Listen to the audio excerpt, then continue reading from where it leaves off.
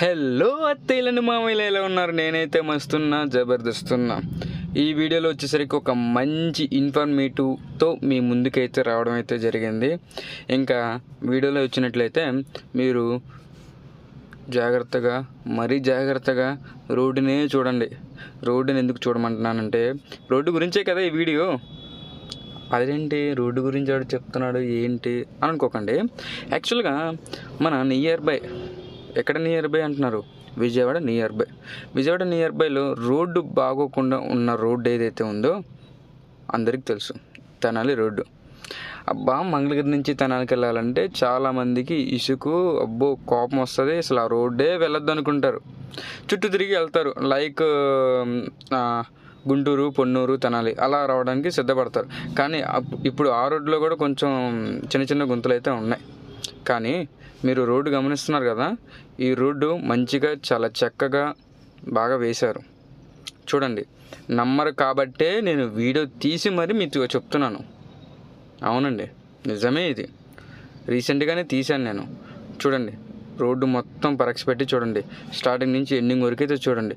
నేను పెద్ద వడ్లపూడి వరకైతే తీశాను, తెనాలి నుంచి పెద్ద వడ్లపూడి వరకైతే తీశాను. చాలా బాగుంది రోడ్డు మొత్తం, మీకు కనిపిస్తుంది కూడా. ఎవరైతే నమ్మశక్యంగా లేరో వారికి ఈ వీడియో ఖచ్చితంగా మీరు షేర్ చేస్తారని అనుకుంటున్నాను. షేర్ చేయాలి, ఎందుకంటే తెలియదు కదా.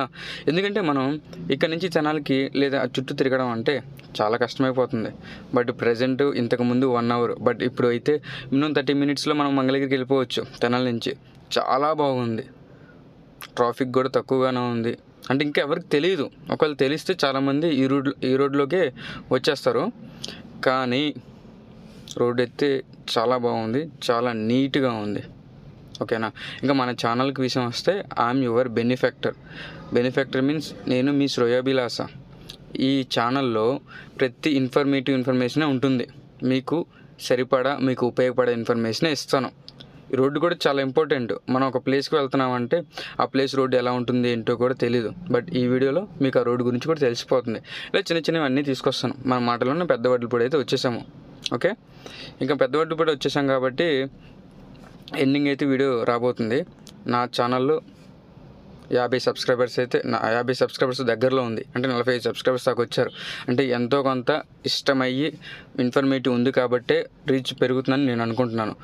ధన్యవాదాలు. ఎందుకంటే 45 సబ్స్క్రైబర్లు రావడం అంటే మామూలు విషయం కాదు. Thanks for every person.